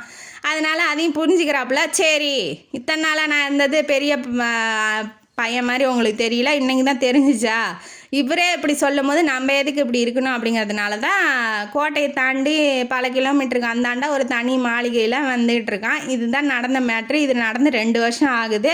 ஒருத்தருக்கு ஒருத்தர் பேசிக்கவும் இல்லை, எதுவும் செய்யலை. இப்போ தான் பார்க்குறா, அந்த பிரம்மானந்தரோட மடத்தில் தான் இப்போ பார்த்துக்கிட்டு இருக்கா. பார்க்கும்போதும் கையை பிடிச்சிக்கிட்டு இருக்கான். அவன் என்ன நினைப்பா, ஆபியஸாக தப்பாக தான் நினைப்பா. இல்லை நான் சொல்ல வர்றத கேளு அப்படின்னு சொல்லி இவன் பணிவாக, கொஞ்சம் பெண்கள்கிட்ட இவன் அதிகம் பேச மாட்டான். இவனே போய் பணிவாக பேசுகிறத பார்த்தா எவனரா நீ டென்ஷன் ஆகிட்டா. இவன் எப்படி போய் அவள்கிட்ட பேசலாம், நம்ம இங்கே நின்றுட்டு இருக்கோம், நம்மளை மதிக்காமல் அவள்கிட்ட போய் பேசுகிறாள், அவளும் நல்லா தான் அழகாக தான் இருக்கா அப்படின்னு அவன் தன்னோட அழகை கொஞ்சம் மிருகேற்றி காமிக்கிறா. இந்த பக்கம் பூவழகி என்னன்னா, இவன் பாரு இங்கே கிடைக்கிற பொண்ணெல்லாம் பத்தாதுன்னு எவனை நாட்டிலேருந்து பிடிச்சிட்டு கையை பிடிச்சி நிற்கிறான், இவெல்லாம் திருந்தவே மாட்டான் அப்படிங்கிற மாதிரி இவளும் பதிலுக்கு நின்றுட்டுருக்கா. 2 பேர்த்தையும் பார்க்குறாரு அந்த சாமியார். பார்த்தோன்னே இவருக்கு சரி இங்கே ஒரு காதல் யுத்தமே நடக்குது அடங்குது அப்படின்னு மனசுக்குள்ளே நினச்சிக்கிட்டோன்னே, இப்படி நீங்கள் தான் பார்த்துக்கணும், எனக்கு ஒரு வேலை இருக்குது, நான் வெளியில் போகிறேன், இவங்களால தான் நம்ம தமிழ்நாட்டையே அந்த புகார் நகரத்தையே காப்பாற்ற முடியும், யவனர்கள் கைப்பற்ற போகிறாங்கன்னு சொல்கிறான். யவன ராணி என்ன சொல்கிறா, அதெல்லாம் என்னால் முடியாது, நீ எங்கே போறியா, நான் உனக்கு பின்னாடி தான் வருவேன், இந்த சாமியார் நம்பி என்னை விட்டுட்டு போகிறா, என்னாலாம் இங்கே இருக்க முடியாது அப்படின்னு தமிழில் பேசுகிறத பார்த்துட்டு அவனுக்கு ஆச்சரியம், சாமியாருக்கும் ஆச்சரியம், அவளுக்கும் ஆச்சரியம், பூவழகிக்கும். என்ன சொல்கிற அப்படின்னு கேட்கும்போது, அவத்தான் சொல்கிறாளே உங்கள் பின்னாடி தான் வருவாளா, உங்களே தான் சரணாகதி அடைஞ்சிட்டாலாம், நீங்கள் தான் கூட்டிகிட்டு போகணுமா அப்படின்னு சொல்லி இவ இருக்கிற கடுப்பெல்லாம் அடித்து விட்றா. ஆமாம், நீங்கள் தானே என்னை காப்பாற்றுனீங்க, நீங்கள் தானே உங்கள் மாளிகைக்கு கூட்டிகிட்டு போனீங்க, நீங்கள் தானே அந்த பெட்டு மேலே படுக்க வச்சிங்க அப்படிங்கும் போது, ஐயோயோ ராமா கடவுளே நிறுத்து போதும், இதுக்கு மேலே சொல்லாத அப்படின்னு சொல்லிட்டு அவள் பூவழகி செம்ம டென்ஷன் ஆகிட்டு உள்ளே போயிடுறா. நீலாம் திருந்தவே மாட்டேன் அப்படிங்கும்போது, ஐயோ ஒன்றுமே நடக்கலை, நில்லுன்னு அவன் பின்னாடி போகிறான் சமாதானப்படுத்தலான்னு. இவன் நிறுத்திடுறான் சாமியார், பிரம்மானந்தர் நிறுத்திட்டு, என்ன உண்மை தானே அப்படின்னு சொல்லி கேட்கும்போது, உண்மைதான், ஆனால் அங்கே ஒன்றும் நடக்கலை, அது பிரம்மானந்தரே அவ சொல்கிறது உண்மைதான், பட் ஆனால் அவள் உயிரை காப்பாற்றுறதுக்கு தான் கூட்டிகிட்டு போனேன். ஏன்ப்பா அங்கே எவன வீரர்கள் யாரும் இல்லையா, இல்லை வேறு யாரையாவது உதவி கூட்டிகிட்டு வந்திருக்கலாமே, இல்லை வேறு எங்கேயாவது தங்க வச்சுருக்கலாமே, நீ ஏன் உன் மாளிகைக்கு கூட்டிகிட்டு போகிற அப்படிங்கிற மாதிரி அவரும் திரும்ப திரும்ப அதையே மென்ஷன் பண்ணி கேட்கவும் இவன் டென்ஷன் ஆகிட்டான். என்ன பிரம்மானந்தர் என்ன நினச்சிட்டு இருக்கீங்க அப்படிங்கிற மாதிரி டென்ஷன் ஆகி கத்துறான். சரி என்ன மேட்ரோ சொல்கிற, இவளை ஏன் இங்கே கூட்டிகிட்டு வந்தால் சொல்லு அப்படிங்கிற மாதிரி சொல்லவும், இந்த மாதிரி யவனர்கள் பிடிக்க போகிறாங்க புகார் நகரத்தை, அதனால இவ ஒருத்தி வச்சு தான் நம்ம நகரத்தையே மீட்க முடியும், அதனால் இங்கே பத்திரமா இருக்கட்டும்னு கூட்டிகிட்டு வந்து விடலான்னு வந்தேன் அப்படிங்கும்போது, இல்லை இந்த விஷயம் வேறு ஏதோ காரணம் சொல்லி இந்த அரசியல் சூழ்ச்சி என்ன அப்படிங்கிறத சொல்கிறதுக்காக பிரம்மானந்தர் வராரு. அதை தடுக்கிறா பூவழகி. ஏன்னா அவள் உள்ளே ஓடும் போது உள்ளே ஓடி இருக்க மாட்டா, கதவுக்கு கிட்டையே நின்றுட்டு இங்கே என்ன பேசுகிறாங்க அப்படிங்கிறத பார்த்துட்டு இருந்திருப்பா. இவங்க மட்டும் பேசலாம், இன்னொருத்தரும் ஒளிஞ்சிட்டு இருக்காங்க, 2 கண்ணு தெரியுது, அதாவது வேற யாரோ ஒளிஞ்சிட்டு கேட்டுட்ருக்காங்க அப்படிங்கிற மாதிரி பூவழகி பார்த்துட்றா. உடனே ஓடி இல்லை எதுவும் சொல்லாதீங்க அப்படின்னு சொல்லி நிறுத்துறா பிரம்மானந்தரை. நிறுத்தினோடனே இவனுக்கும் ஆச்சரியமாக இருது, ஏன் எதுவும் சொல்ல மாட்டேங்கிற, என்னாச்சு அப்படின்னு சொல்லி கேட்கும் போது இவர் என்ன பிரம்மானந்தர் முன்னாடியே கண்டுபிடிச்சிருப்பாப்புல இங்கே யாரோ இருக்காங்க அப்படிங்கிற மாதிரி. உடனே என்ன சொல்கிறாரு, இங்கே யாரோ இருக்காங்கன்னு பூவழகி சொன்னோன்னே வெளியில் வாங்க அப்படின்னு சொல்லி கூப்பிட்றாப்புல. ஃபஸ்ட் டைம் கூப்பிட்றாரு, வரல. 2வது டைம் கூப்பிடும்போது அவரே வந்துடுறாரு. வந்தது யார் அப்படின்னா வாட்ட சாட்டமாக நல்லா கம்பீரமாக இருக்கான், நல்லா படைத்தலைவன் போர் வீர மாதிரி இருக்கான். அவன் யார் அப்படின்னா டைபீரியஸ் தான். ஏன்னா யவன ராணிக்காக அவன் வந்திருக்கான்.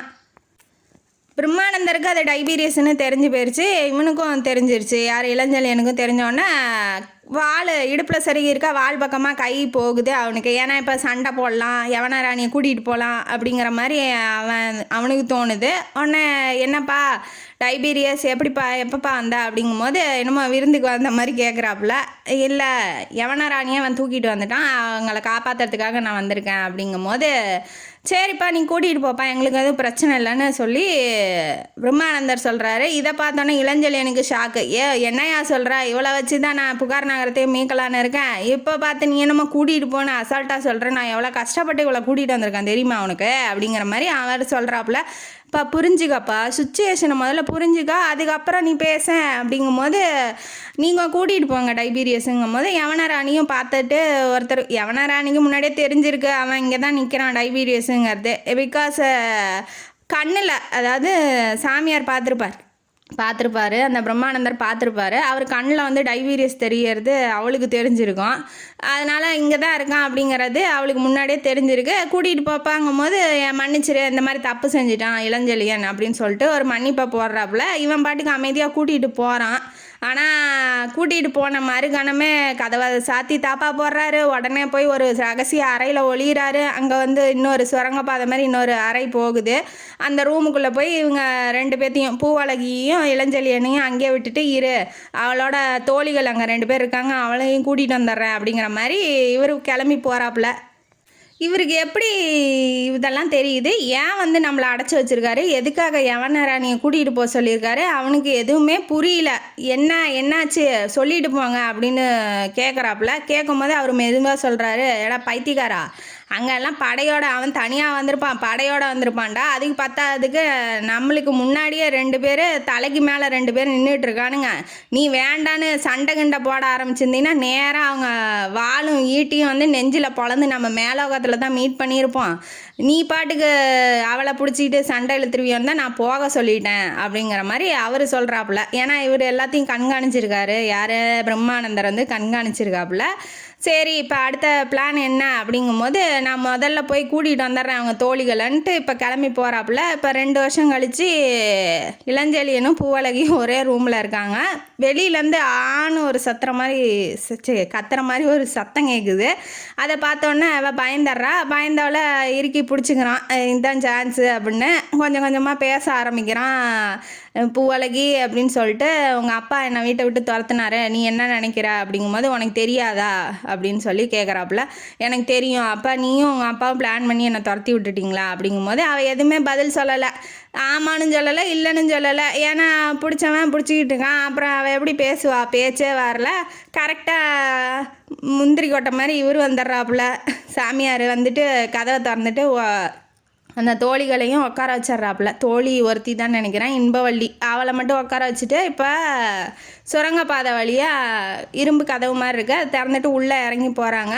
சுத்தமாக இருக்குது, அந்த இடமே சுத்தமாக இருக்குது. எப்படி அடிக்கடி நடப்பீங்களோ அப்படிங்கிற மாதிரி கேட்குறான் இளஞ்செழியன். ஆமாம் அப்படின்னு சொல்லிட்டு உள்ளே கூட்டிகிட்டு போகிறாரு. இந்த பக்கம் அந்த பக்கம் மாடிப்படி ஏறி இறங்கி போகிறாங்க. போயிட்டு அது எங்கே திறக்குது அப்படின்னா ஒரு கோயிலோட புத்தர் சிலைக்கு பின்னாடி திறக்குது. திறந்தோடனே ஒரு துணி மூட்டை எடுத்துகிட்டு வந்திருப்பாரு. அதில் சாமியாருக்கான துணியெல்லாம் இருக்குது, எடுத்து மாற்றிக்கோங்க அப்படின்னு சொல்லி மாற்ற வைக்கிறாரு. இங்கெல்லாம் புத்த துறவிகள்லாம் வருவாங்க, அவங்களோட சேர்ந்து நம்மளும் பிரார்த்தனை பண்ணிக்கிட்டு அப்படியே வெளியில் போயிடலாம் அப்படிங்கிற மாதிரி அவரோட பிளானு. சரி ஓகேன்னு சொல்லிட்டு இப்போ ட்ரெஸ் எல்லாம் மாற்றிக்கிட்டு வெளியில் வராங்க.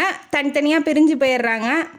குதிரை வண்டி நான் பார்க்குறாப்புல நிறுத்த சொல்லி கேட்குறாரு. நிறுத்த சொன்னோடனே இவனும் நிறுத்திட்டு மேலே குதிரை வண்டி மேலே ஏறி போயிட்டே இருக்காங்க. துறைமுகம் பக்கமாக போ அப்படின்னு சொல்லிட்டு இவங்க போகிறாங்க. ஆனால் அந்த வண்டி துறைமுகம் பக்கமாக போல் வேறு திசையாக போகுது.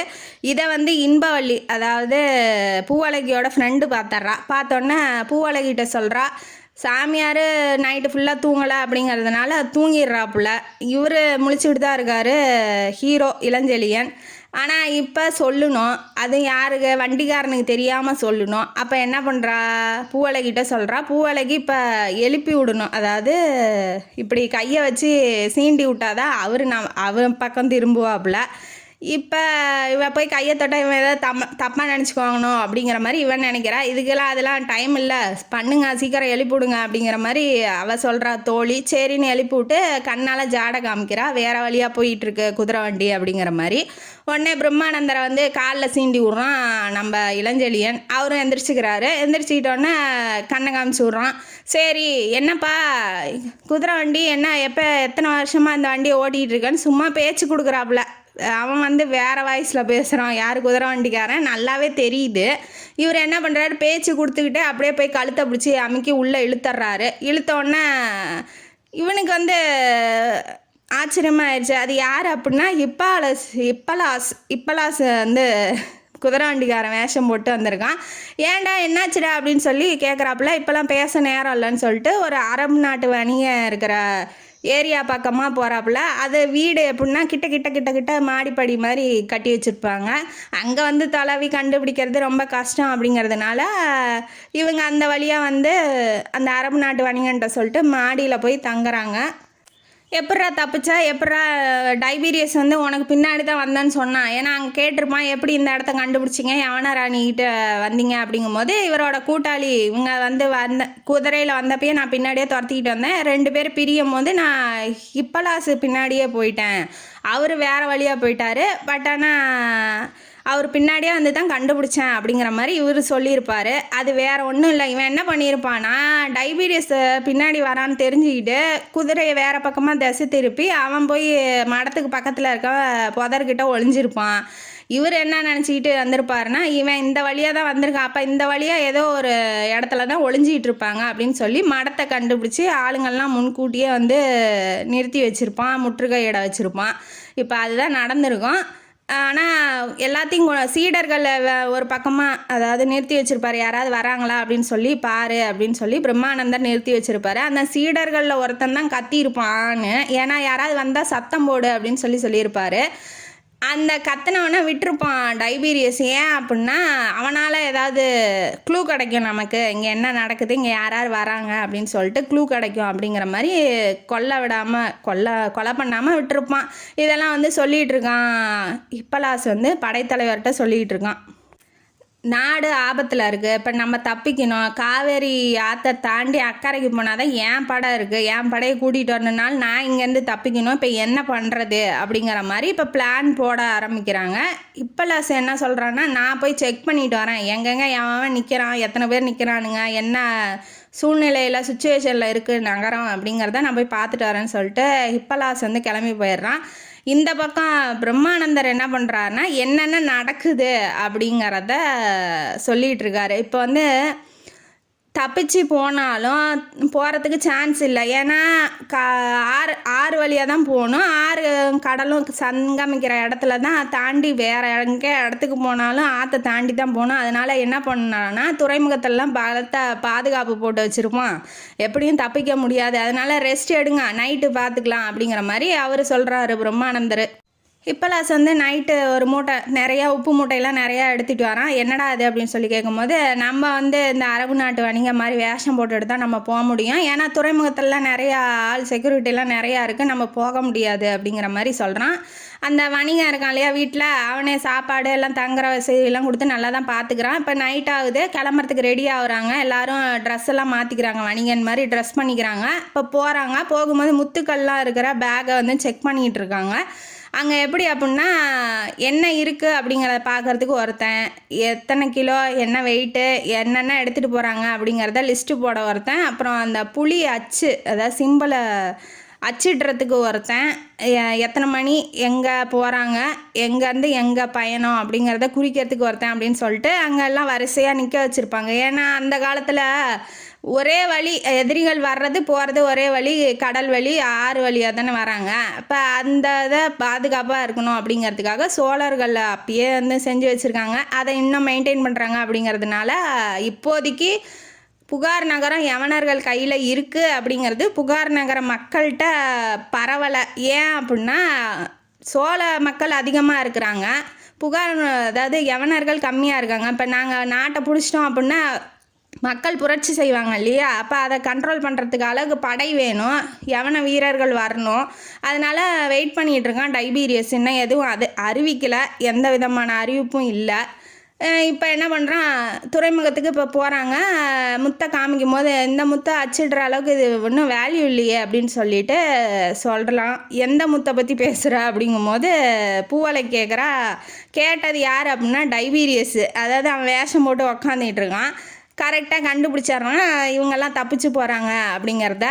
ஐயோ என்னப்பா சொல்கிற, அது என்னோட பொண்ணுப்பா, என் கூட தான் வரணும்னு சொல்லிட்டு பிரம்மானந்தர் முன்னாடியிலேருந்து பின்னாடி ஓடி வரும். அவர் முன்னாடி போயிட்டார், அவர் என் பொண்ணு தான் அப்படின்னு சொல்லிட்டு ஓடி வரும்போது தான் டைபீரியஸ் தெரிஞ்சோடனே கால் தடிக்க அங்கேயே விழுவா போயிருப்பார், இப்போலாசும் பிடிக்கிறதுக்காக போயிருப்பார்.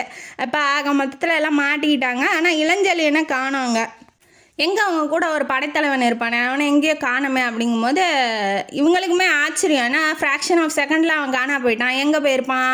அப்போ ஆற்றுக்குள்ளே இல்லை கடலுக்குள்ளே தான் குதிச்சிருப்பான். குத்துங்கடா, வேலை எடுத்து குத்துங்க, எல்லாம் சரமாரியாக வீசுங்க ஆற்றுல, இல்லை பக்கத்தில் மீனவ இடம்லாம் இருக்குது அங்கே போய் தேடி பாருங்க அப்படிங்கிற மாதிரி ஆளுங்கள்லாம் அமுச்சு விட்டுட்டு இவங்கள போய் சிறைப்பிடிச்சி வைங்க அப்படிங்கிற மாதிரி சொல்லிடுறாப்புல. இப்போ பூவழகி இப்பலாசு பிரம்மானந்தர் சிறைப்பிடிச்சி அங்கே அரண்மனைக்கு போகிறாங்க. இவன் இளஞ்செழியன் எங்கே போனான்னு தெரியல. வந்து யவனராணிக்கிட்ட இந்த மாதிரி சொல்கிறான், அவன் இளஞ்செழியன் மட்டும் மிஸ் ஆகிட்டான் அப்படிங்கும்போது, நீலாம் என்ன படைத்தலைவன், பெரிய ஆளுங்கிறாங்க, ஒரு படைத்தலைவரை பிடிக்கிறதுக்கு ஒன்றால் முடியாதா, போய் சீக்கிரம் கண்டுபிடிச்சி கொண்டு. அவளுக்கு அவள் காதல் பெருசாக இருக்குது, அவனை பார்க்கணுங்கிற ஆசையில் இருக்கா, என்ன நடக்குமோ தெரியல. இப்போ சொன்னோன்னா இவன் மூஞ்ச தொங்க போட்டு எப்படியாவது கண்டுபிடிச்சிட்றேன், போ கண்டுபிடி, அந்த வேலையை முன்ன பாரு அப்படின்னு சொல்கிறாங்க. இவளுக்கு வந்து அவன் தூக்கிட்டு போ, அவன் எங்கே கூப்பிட்டாலும் இவன் போகிறா, எந்த விதமான அப்ஜெக்ஷனும் பண்ணல, எந்த விதமான இடையூறும் பண்ணாமல் நீ கூப்பிட்றியா நான் வரேன் அப்படிங்கிற மாதிரி இவ மெயின்டைன் பண்ணிகிட்டு இருக்கா. இது என்ன நடக்குமோ ஒன்றும் புரியல. இந்த பக்கம் என்ன பண்ணுறாங்க, பூவழகி இவங்கெல்லாம் வருத்தப்படுறாங்க, எங்கே அவனை காணமே, ஏன் வரல, எங்கே போயிருப்பான், உயிருக்கு ஏதாவது ஆபத்தாக இருக்குமோ அப்படிங்கும்போது, இப்போ என்ன நம்ம சிறைப்பிடிச்ச மாதிரியா இருக்கிறோம், நல்லா சாப்பாடு வருது சாப்பிட்றோம், ஜாலியாக தானே இருக்கோம், அதனால் என்ன படுத்தூங்க, காலையில் பேசிக்கலாம் அப்படிங்கிற மாதிரி அவன் சொல்கிறான். எங்கேயா தூங்கிறது அப்படின்னு இப்பலாசும் ரொம்ப व्यसனத்தில் இருக்கான், அதாவது இளஞ்செழியனை பற்றி. இப்போ நாட்கள் ஒரு 2 நாள் கழித்து ஓலை மாதிரி ஒன்று வருது. என்ன அப்படின்னா நம்ம இளஞ்செழியனை பற்றின நியூஸ் தான் அதில் இருக்கு. நீ வந்து நான் யவனராணியை தூக்கினதுனால நீ பூவழகியை தூக்கிட்ட, பரவாயில்ல சிறை பிடிச்சிக்கோ, ஆனால் தமிழ் மக்களுக்கு ஏதாவது ஒரு பிரச்சனைனா நான் உன்னை சும்மா விட மாட்டேன், ஜாக்கிரதை அப்படின்னு சொல்லிட்டு ஓலையில் இருக்குது. அதையே திரும்ப திரும்ப படித்து பார்க்குறான். பார்த்துட்டு இப்போ யவன ராணிக்கிட்ட கூட்டிகிட்டு அந்த ஓலை வந்துச்சு இல்லையா, அதை பற்றி சொல்லலான்னு கதவை திறக்கும் போது யவன ராணி அங்கே இல்லை. இது ஒரு ட்விஸ்ட்டு, அங்கே இல்லை. அந்த மாளிகை எங்கே இருக்குது அப்படின்னா ஆற்றை ஒட்டி இருக்குது, காவேரி ஆறை ஒட்டி இருக்குது. அந்த மாளிகையிலேருந்து தப்பிக்கணும் அப்படின்னா ஒன்று கீழே இறங்கி வரணும், இல்லைன்னா அந்த ஜன்னல் வழியாக குதித்து அந்தாண்ட படகு மூலயமா தப்பிச்சு போகணும் ஆற்றுல இறங்கி. அப்படி தான் 2 வழி தான் இருக்குது. அப்போ இங்கே கீழே இறங்கி வரல, அப்போ இது வழியாக தான் தப்பிச்சு போயிருப்பாங்க அப்படிங்கிற மாதிரி யூகிக்கிறான். அப்போ இளஞ்செழியன் அக்கறையில் தான் இருப்பான். அக்கறையில் வானக்கரை அப்படிங்கிற ஒரு மலைப்பகுதி இருக்குது. அந்த மலைப்பகுதி எப்படி இருக்குது அப்படின்னா வட்ட வடிவத்தில் வீடுகள் அரண்மனையெல்லாம் கட்டியிருக்காங்க வட்ட வடிவமாக. இப்போ இங்கே ஒரு பாதம் தான், உள்ளே போனீங்கன்னா அடுத்த பாதம் அங்கே இருக்காது, அந்த பக்கம் போய் அது கொஞ்சம் தூரம் போய் அந்த பக்கமாக இருக்கிற மாதிரி இருக்குது. வட்ட வடிவில் சுற்றி சுற்றி கட்டியிருக்காங்க. அதை பார்த்தோன்னே இப்பலாசுக்கு ரொம்ப ஆச்சரியமாக இருக்குது. ஏன்னா இது யவனர்கள் முறை இல்லையா, யவனர்கள் முறை மாதிரி கட்டியிருக்கானே, பெரிய ஆள் தான் இளஞ்செழியன் அப்படிங்கிற மாதிரி நினைக்கிறேன். ஏன்னா அதை உடச்சிக்கிட்டு போகிறது சக்கர வியூகம் மாதிரி இருக்குது, அதை உடச்சிக்கிட்டு போகிறது ரொம்ப கஷ்டம் அப்படிங்கிற மாதிரி நினைக்கிறான். இப்போ கண்டிப்பாக இளஞ்செழியன் தான் தூக்கிட்டு போயிருப்பான் யவனராணியன்னு கன்ஃபார்ம் பண்ணுறான். இப்போ அந்த கோட்டை தலைவனை கூப்பிட்றான். உறையூரில் என்ன நடந்துச்சு, ராஜா எப்படி செத்து போனார், இல்லை இளவரசர் எங்கேயாவது போனதை பற்றி உனக்கு எதாவது தெரியுமா அப்படின்னு சொல்லி கேட்குறாங்க. அவன் எதுவுமே தெரியல, ராஜா எரிச்சிட்டாங்க, அதாவது தீ விபத்தில் மாட்டிக்கிட்டாரு அப்படிங்கவும், இளவரசர் திருமாவளவன் தப்பிச்சு எங்கேயோ ஓடி போயிட்டாரு அப்படிங்கிற மாதிரி சொல்கிறான். என்ன நடந்துச்சு அப்படிங்கிற ஒரு விளக்கமான பதில் அவன்கிட்ட இல்லை. இளஞ்செழியனை பற்றி சொல்லு அப்படின்னு சொல்கிறாங்க. அவன் படையில் நிறையா பேர் இருக்காங்க, அவனை சோழ வீரர்களை அனுப்பி அவன்கிட்ட அக்கறையில் போய் சண்டை போடுறதெல்லாம் இம்பாசிபிள், அவன் எப்படியும் தோக்கடிச்சிருவான், நம்மளை சிறைப்பிடிச்சிருவான் அப்படின்னு அவனை பற்றி உயர்வாக சொல்கிறான். என்னையா சொல்கிற, எத்தனை வருஷம் அங்கேயே இருக்கா, எத்தனை நாள் இருக்க கோட்டை தலைவனாங்கும் போது நான் 20 வருஷமாக இங்கே தான் குப்பை கொட்டிகிட்டு இருக்கேன் அப்படின்னு சொல்லி சொல்கிறான். அடுத்தது என்ன சொல்கிறான்னா, யவன வீரர்களும் இருக்காங்க அவன் படையில், எல்லா வீரர்கள் பரதவர் அதாவது மீன் பிடிப்பாங்க இல்லையா, அவங்களும் நிறையா பேர் இருக்காங்க, நீ ஈஸியாலாம் அங்கே போய் அவனை தாக்கிட முடியாது, அவன் 3 சொன்னால் தாக்கிறதுக்கு அங்கே 3000 பேத்துக்கு மேலே படையில் வச்சுருக்கான் அப்படிங்கிற மாதிரி சொல்லவும், சரி பெரிய படைத்தலைவன் தான், வல்லமை வாய்ந்தவன் தான், நிறைய புத்திசாலியானவன் தான் அப்படின்னு சொல்லி டைபீரியஸ் நினைக்கிறான். அவன் பிளான் என்ன அப்படின்னா, எப்படியும் பூவழகி இவங்கெல்லாம் தூக்கிறதுக்கு இந்த பக்கம் வந்து தான் ஆகணும், அப்போ அவன் போகிற வழியை நம்ம கண்டுபிடிச்சிடலாம் அப்படிங்கிற மாதிரி அவன் நினைக்கிறான். போய் மாறு வேஷத்தில் மீனவர் குப்பம் பக்கமாக, அதாவது மீனவர் பகுதி பக்கமாக போகிறான். போனோடனே நான் இந்த மாதிரி வெளியில் போகணும், கொஞ்சம் வரீங்களா, சுற்றி பார்க்கணும், சுற்றுலாத்தலம் மாதிரி இருக்குது அப்படின்னு சொல்லி கேட்குறான். இந்த நைட்டில் இவன் என்னடா சுற்றி பார்க்க போகிறான்னு ஒரு 2 பேர் ஒத்துக்கிறாங்க, பணம் கொடுக்கவும் ஒத்துக்கிறாங்க. சரி வாங்க அப்படின்னு சொல்லிட்டு கூட்டிகிட்டு போகிறான். படகுல வச்சு கூட்டிகிட்டு போய் ஒரு தவளை நின்றுக்கிறான். என்ன அப்படின்னா, எங்கே அப்படின்னா அவன் அரண்மனைக்கு பின்னாடி ஒரு தவளை மறைவாக நின்றுக்கிறான். ஏன்னா இப்போ வர்றதா இருந்தால் அந்த ஜன்னல் வழியாக தான் இறங்கி வரணும், அதனால் அவன் வெயிட் பண்ணிகிட்டு இருக்கான். ரொம்ப நேரம் ஆகுது, யாருமே வரல. என்ன சார் எவ்வளோ நேரம் வெயிட் பண்ணிகிட்டு இருக்காருன்னு வேற படகோட்டி வேற கேட்குறான். கொஞ்ச நேரம் பொரியா போகலாம் அப்படின்னு சொல்லி டைபீரியஸ் சொல்கிறான். அவன் நினச்ச மாதிரியே கொஞ்ச நேரம் கழித்து இப்பலாசு ஜன்னல் வழியாக இறங்கி போகிறான். அந்த படகை பின் தொடர்ந்து போ அப்படின்னு சொல்லி சொல்கிறாப்புல. சரின்னு பின் தொடர்ந்து போயிட்டே இருக்கான். இப்பலாசை ஓட்டிகிட்டு போகிற படகோட்டி என்ன பண்ணுறான், கொஞ்சம் நேரம் அந்த வானக்கரையை தொட்டவுடனே கொஞ்சம் தூரத்துக்கு முன்னாடியே இவன் வளைஞ்சி வேறு பக்கமாக போயிடுறான். என்னையா அந்த பக்கம் போகுது, நீ இந்த பக்கம் போகிற அப்படிங்கும்போது, டக்குன்னெலாம் அவ்வளோ போக முடியாது சார் அப்படின்னு சொல்லி அவன் சொல்கிறான். கொஞ்சம் ஃபாலோ பண்ணி போயா அப்படின்னு சொல்லி டைபீரியஸும் சொல்கிறான். சொன்னோடனே இவன் பின்னாடி பக்கமாக முன்னாடி அந்த படகை இடிக்கிற மாதிரி நின்று வில்லை வச்சு டைபீரியஸை பிடிச்சிட்றானுங்க. அதாவது 2 வீரர்கள் வில் மூலயமா அவனை எதிர்க்கிற மாதிரி வில் மூலயமா பிடிச்சிட்றாங்க. பிடிச்சோன்னே இவன் சரி ஓகே சரணடைஞ்சிட வேண்டியதான் அப்படிங்கிற மாதிரி இவன் போகிறான். போனோடனே வெயிட் பண்ணிகிட்ருக்கான் இளஞ்செழியன் அக்கறையில் வெயிட் பண்ணிகிட்ருக்கான். வெயிட் பண்ணோன்னே வாங்க வாங்க இப்போ தான் வந்தீங்களா, உங்களுக்காக எவ்வளோ நேரம் காத்துக்கிட்டுருக்கேன் அப்படிங்கிற மாதிரி அவன் சொல்கிறான். இளஞ்செழியன் என்னையா விருந்துக்கு வர மாதிரி கூப்பிட்ற அப்படிங்கிற மாதிரி இளஞ்செழியனும் கூப்பிட்டோன்னே இவனும் சிரிக்கிறான். சரி ஓகே, உன்னோட அருமை பெருமையெல்லாம் கேள்விப்பட்டேன், நீ ரொம்ப நல்ல திறமைசாலி தான், பரவாயில்ல, இதெல்லாம் யவனர்களோட பிளான் ஆச்சு, நீ எப்படி இங்கே கட்டி வச்சுருக்கங்கும் போது தமிழர்கள் எங்கே நல்லது இருந்தாலும் எடுத்துக்குவாங்க அப்படிங்கிற மாதிரி அவன் சொல்கிறான். சரி ஓகேன்னு தலையாட்டிட்டு அவனை சிரிக்கிறான். ரொம்ப பயப்படலாம் இல்லை, ஐயோ நம்ம மாட்டிக்கிட்டோமே, நான் அந்த இதெல்லாம் அவன்கிட்ட இல்லை, ரொம்ப சாதாரணமாக இருக்கான். அதுலேருந்து அவன் பெரிய ஆள் தான் அப்படின்னு சொல்லி இளஞ்செழியனும் தெரிஞ்சுக்கிறான். படை தளபதிகளை அறிமுகப்படுத்தி வைக்கிறான். அதில் குமரன் சென்னி அப்படிங்கிறவன், நீ அக்கறையில் நின்னா கூட இங்கேருந்தே அம்பு விட்டு உன்னை கொண்டுருவான் அப்படிங்கிற மாதிரி பெருமைப்படுத்துகிறான் இளஞ்செழியன். இந்த பக்கம் ஒருத்தன் வல்லபன்னு ஒருத்தனை அறிமுகப்படுத்தி வைக்கிறாரு. அவன் யாருன்னா கடற்படையில் சிறந்தவன், இந்த படகு ஓட்டுறது கப்பல் ஓட்டுறதெல்லாம் நல்லா வல்லவன், அவன் சீக்கிரமாக வேகமாக போகக்கூடிய ஆற்றல் படைச்சவன் அப்படிங்கிற மாதிரி பெருமைப்படுத்திட்டு இப்போ பாசறைக்கு கூட்டிகிட்டு போகிறாப்புல. கூட்டிகிட்டு போகும்போது அங்கே இருக்கிற நகரம் எப்படி இருக்குது அப்படிங்கிற மாதிரி பார்த்துட்டு போகிறான். அப்புறம் பாசறைக்குள்ளே நிறைய விதமான போர் கருவிகள் இருக்கிறதையும் கவனிக்கிறான் டைபீரியஸு. கவனித்தோடனே நீ இந்த மாதிரி பூவிலியும் அங்கே சிறைப்பிடிச்சி வச்சுருக்கீங்களையும் நீ விடுதலை பண்ணணும் அப்படின்னு சொல்கிறான். நான் ஏன் விடுதலை பண்ணணும், நீ முதல்ல யவன ராணியை விடுதலை பண்ணினா தான் நான் அவங்கள விடுதலை பண்ண முடியும் அப்படிங்கிற மாதிரி சொல்கிறான்.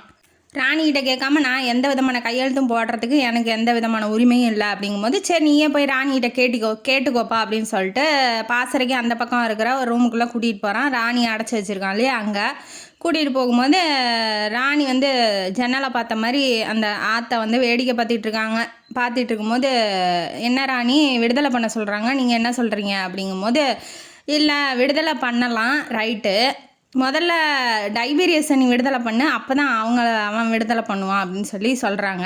ஏன் அப்படின்னா அதாவது டைபீரியஸை நான் ஏன் விடுதலை பண்ணணும், நீ இங்கேருந்தே சொன்னீங்கன்னா அவங்க அனுப்பிச்சி விட போகிறாங்க, கோட்டை தலைவன் மூலமாக ஓலை கொடுத்தீங்கன்னா அங்கேருந்து அவங்க விடுதலை பண்ண போகிறாங்க அப்படின்னு யவன ராணிகிட்ட சொல்லும் போது அவங்க என்ன சொல்கிறாங்கன்னா, நீ முதல்ல டைபீரியஸை விடுதலை பண்ணு, இல்லை அப்படின்னா அவனையும் சிறப்பிடிச்சின்னா அங்கே இருக்க யவன வீரர்கள் சும்மா இருப்பாங்களா, படையெடுத்துட்டு வருவாங்க, அது தேவையில்லாத பிரச்சனை உனக்கு. ஏன்னா யவன வீரர்கள் எத்தனை பேர் வந்து இறங்குறாங்க அப்படிங்கிறது உனக்கே தெரியும்.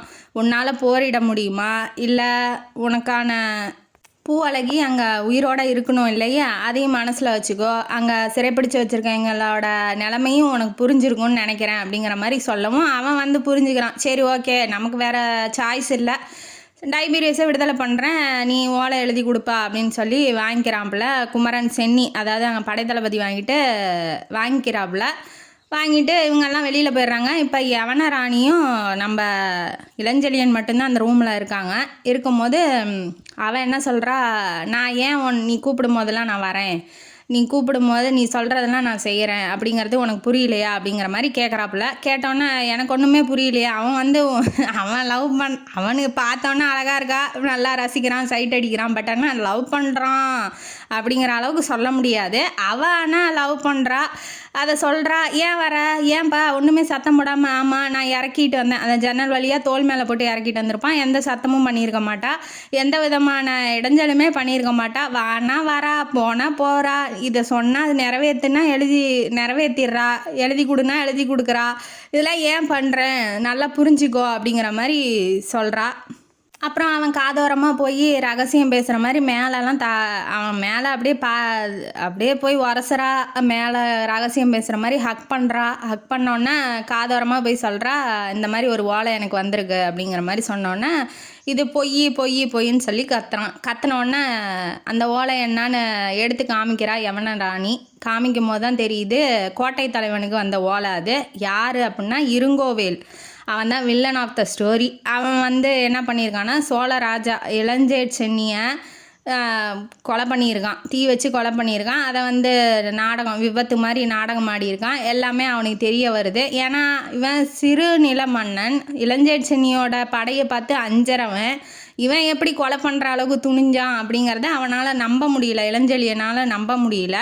அதனால போயின்னு கத்துறான். இது உண்மைதான், முதல்ல உறையூரில் என்ன நடக்குது, உங்களோட இதில் முதல்ல இருக்க பிரச்சனையை தீர்த்துட்டு அப்புறமா வந்து யவனர்கள்ட்ட சண்டை போடுங்க அப்படிங்கிற மாதிரி யவன ராணி சொல்கிறா.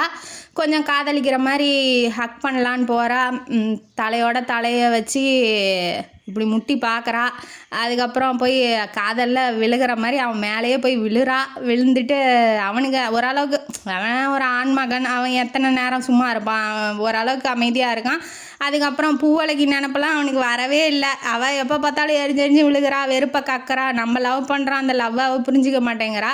ஆனால் நம்ம ரசிக்கிறோம், அதை போய் லவ்னு நினச்சிக்கிட்டு இவ்வளோ அன்பை செலுத்துகிறாளே அப்படின்னு அவனும் கொஞ்ச நேரத்தில் மயங்கிடுறான். அவன் மடியில் படுத்தோன்னே இவ தலை கோதி விட்றா, இவ்வளோ பெரிய வீரன் பூனைக்குட்டி மாதிரி படுத்துக்கிட்டு இருக்கானு அப்படிங்கிற மாதிரி யவன ராணியும் தலையை கோதி விட்டுக்கிட்டு இருக்கும்போது கரெக்டாக குமரன் சென்னி உள்ளே நுழைஞ்சிட்றான். என்ன அனுமதி கேட்காம உள்ளே நுழைஞ்சோடனே இவன் படுத்துட்டு இருக்கிறத பார்த்தோன்னே அவனுக்கு ஒரு மாதிரி ஆயிடுது, ஆக்வர்டாக ஆயிடுறான். அந்த படைத்தளபதி என்ன நினைக்கிறேன், என்ன தலைவர் இப்படி படுத்துக்கிட்டு இருக்காரு, ஒருவேளை மயங்கிட்டாரோ அப்படிங்கிற மாதிரி அவன் நினச்சிக்கிறான். ஆனால் எதுவும் சொல்லலை. இவன் எதுவும் வெளியில் காமிச்சிக்காம, என்னப்பா என்ன விஷயம், என்னத்துக்கு இப்போ உள்ளே வந்த அப்படிங்கும்போது இந்த மாதிரி ஓலையை எழுதி கொடுத்துட்டாரு. நம்ம போகலாமா, நான் போகட்டுமா, போய் மீட்டிக்கிட்டு வரட்டுமா அப்படின்னு சொல்லி கேட்குறான். ஓ சரி, அப்போ நானும் வரேன் இரு அப்படின்னு சொல்லிட்டு இவளும் எந்திரிச்சு கிளம்பி வெளியில் போகிறாப்புல. பூவழகி அந்த பிரம்மானந்தர் அப்புறம் அவரோட தோழி இன்பவள்ளி 3 பேர்த்துக்காக வெயிட் பண்ணிகிட்ருக்காரு. வானக்கரை குன்றின் மேலே நின்றுக்கிட்டு வெயிட் பண்ணிகிட்டு இருக்கும்போது படகுல வந்தது யாருன்னா வெறும் பிரம்மானந்தர் மட்டும்தான் வந்திருக்காரு. ஆனால் பூவழகியோ இல்லை இன்பவள்ளியோ காணோம். இவனுக்கு ஒரே ஆச்சரியம், ஏன் என்னாச்சு அப்படின்னு சொல்லி கேட்கும்போது அவங்க வந்து உறையூருக்கு போயிட்டாங்க, அவங்க அப்பா கூப்பிட்டதுனால, அதாவது மாரப்பயல் கூப்பிட்டதுனால அவங்க அங்கே போயிட்டாங்க அப்படிங்கிற மாதிரி பிரம்மானந்தர் வந்து சொல்கிறாப்புல. இவர் தான் அரசியல் சாணக்கியராச்சு, அதனால இப்படி இந்த மாதிரி இரும்போவேல் வந்து இப்படி சோழ நாட்டை கைப்பற்றிக்கிட்டான், இந்த மாதிரி ஓலை அனுப்பிச்சிருக்கான் கோட்டை தலைவனுக்கு, யவன வீரர்கள்ட்ட ஒப்படைச்சிரு, அதாவது புகார் நகரத்தை ஒப்படைச்சிரு. ஏன்னா அவனுக்கு வந்து இங்கே இளஞ்செழியனை எய்த்து சண்டை போடுற அளவுக்கு அவனுக்கு ஸ்ட்ரென்த்து கிடையாது.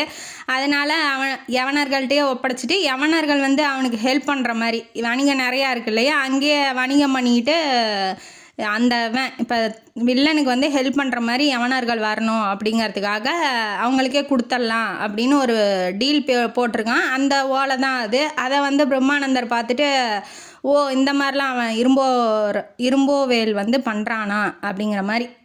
இவன் தனியாக பண்ணுற அளவுக்கு இவனுக்கு அந்த அளவுக்கு திராணியோ தெம்போ கிடையாது. ஏன்னா பழைய சோழ மன்னர் வந்து படை வச்சுருக்காரு, அந்த படைக்கு பயந்த ஒரு குறுநில மன்னன் தான் அவன். அப்போ இவனுக்கு பின்னாடி யார் யார் ஹெல்ப் பண்ணுறாங்க அப்படிங்கிற மாதிரி இவன் யோசிக்கிறான். யார் பிரம்மானந்தர் யோசித்து, கண்டிப்பாக சேர பாண்டியர்களோட உதவி இல்லாமல் இவன் இந்த அளவுக்கு முயற்சி பண்ணி சோழ நாட்டை கைப்பற்ற அளவுக்கு இவனுக்கு தைரியம் வந்திருக்காது. அப்போ பின்னாடி சோழ பாண்டியர்களோட திட்டம் ஏதோ இருக்குது அப்படிங்கிற மாதிரி சொல்லவும் அவன் வந்து யோசிக்கிறான்.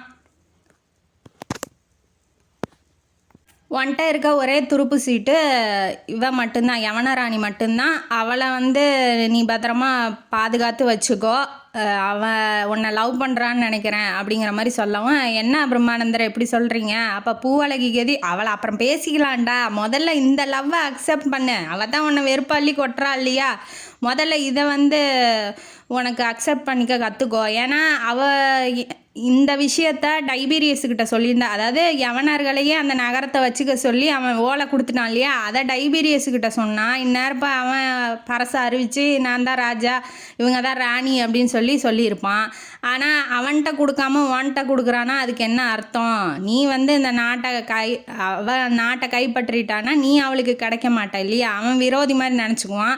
அதனால தான் உன்கிட்ட கொடுத்துருக்கா, அவள் இந்தளவுக்கு லவ் பண்ணுறா, முதல்ல அந்த லவ்வை அக்செப்ட் பண்ணிக்கோ, இதெல்லாம் ஒரு அரசியல் காரணத்துக்காக தான், நீ முதல்ல கிளம்பி போய் இரும்பிடர் அப்படிங்கிற தலைவர், இரும்பிடர் தலைவர்னு, அதாவது இளவரசரோட இளவரசரோட மாமா திருமாவளவன் இருக்கார் இல்லையா, அவரோட மாமாவை போய் சந்திச்சுட்டு வா, அவர் வந்து மருவூர் பக்கத்தில் இருக்க ஒரு சமண கோவிலில் இருக்கார், துறவியா வேஷம் போட்டுட்ருக்காரு, நீ போயிட்டு வா அப்படின்னு சொல்லி ஒரு ஓலை எழுதி கொடுக்குறேன், இந்த ஓலையை வெளியில் யார்கிட்டையுமே கொடுக்காத, அவர்கிட்ட மட்டும்தான் ஒப்படைக்கணும்னு சொல்லி அனுப்பிச்சி விட்றான். இனிமேல் என்ன ஆகும், அதாவது இளவரசரை தப்பிச்சு போயிட்டாங்கன்னு சொல்கிறாங்க இல்லையா, அது உண்மையா இல்லை உறையூருக்கு நிஜமாலுமே பூவழகி போயிட்டாளா, இல்லை இதில் ஏதாவது சூழ்ச்சி இருக்கா, இல்லை அப்படின்னா பிரம்மானந்தர் இளஞ்செழியனை அனுப்பி வைக்கிறாரு, இதில் ஏதாவது பின்னாடி காரணம் இருக்கா, அங்கே என்ன நடக்குது உறையூரில் இனிமேட்டு அப்படிங்கிறத அடுத்த காணொலியில் பார்க்கலாம். இந்த காணொலியும் கதையும் உங்களுக்கு பிடிச்சிருந்தா லைக் பண்ணுங்கள், ஷேர் பண்ணுங்கள், சப்ஸ்கிரைப் பண்ணுங்கள், கமெண்ட் பாக்ஸில் கமெண்ட் பண்ணுங்கள். நன்றி மக்களே.